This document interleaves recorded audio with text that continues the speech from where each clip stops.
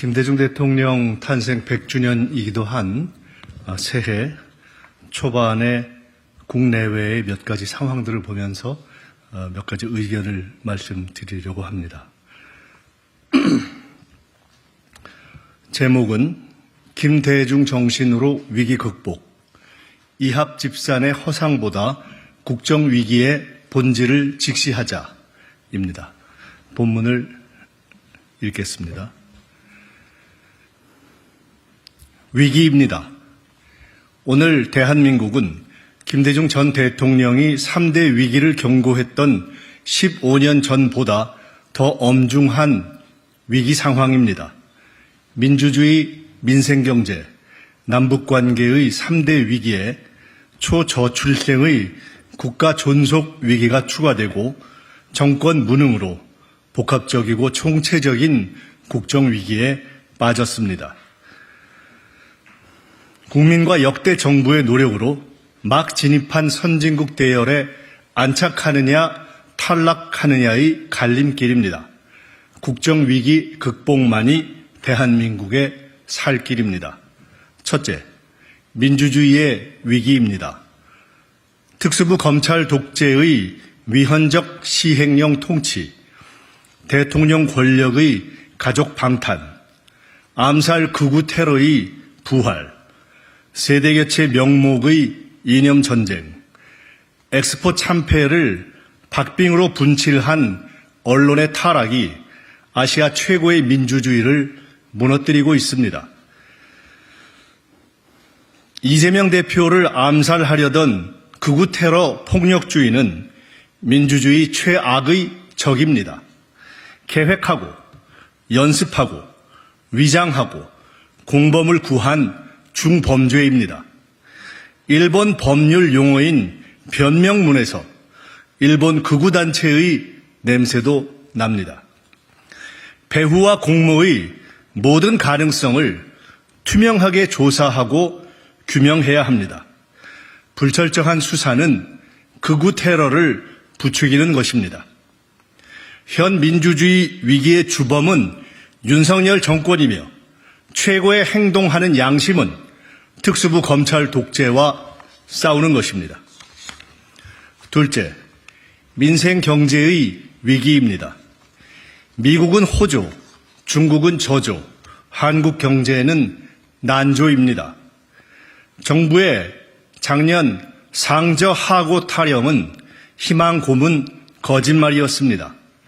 역성장 한파 속의 민생 경제를 경착륙 아닌 연착륙으로 전환시키는 것이 경제의 최우선 과제입니다. 레고랜드, 새마을금고 뒷북 대책의 안일함이 재현되고 있습니다. 태영건설은 시작일 뿐입니다. 자기 책임, 부실 정리, 사업 재구조화, 배드뱅크로 부동산 PF의 신속 투명한 면도날 구조 조정을 시행해 줄도산의 뇌관을 제거해야 합니다.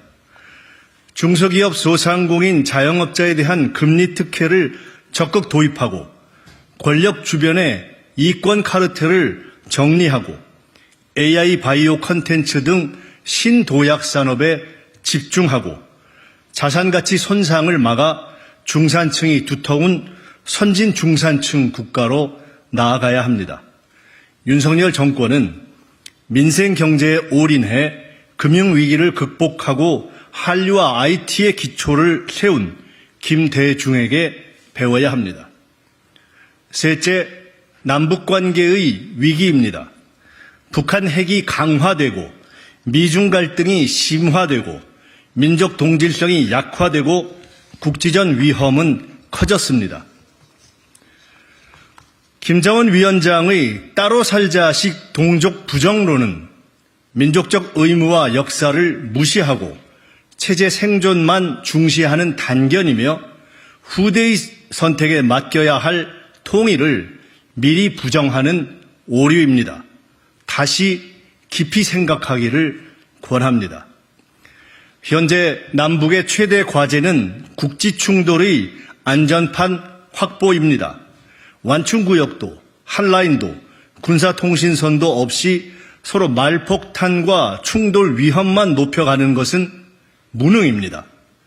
핵 억지력을 갖추고 교류와 통일을 준비하되 어떤 형태로든 무너진 핫라인의 복원이 최우선입니다.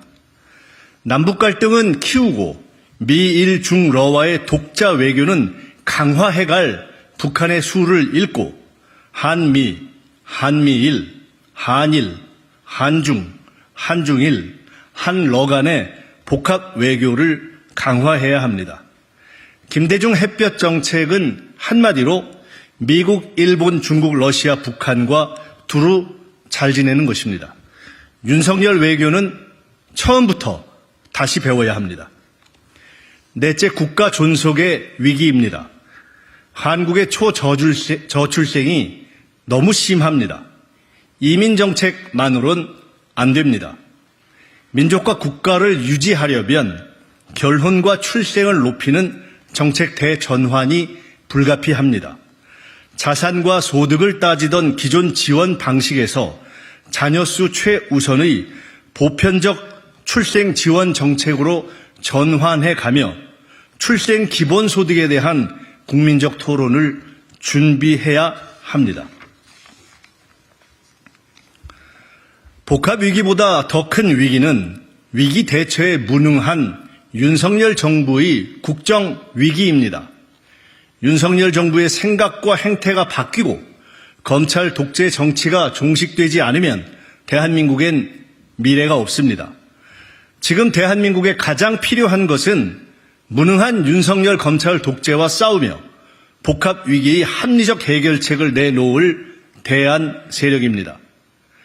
IMF 금융위기와 박근혜 탄핵 공백을 극복한 경험과 안정의석을 가진 민주당만이 현실적 대안 세력이자 위기 극복의 중심이 될 수 있습니다.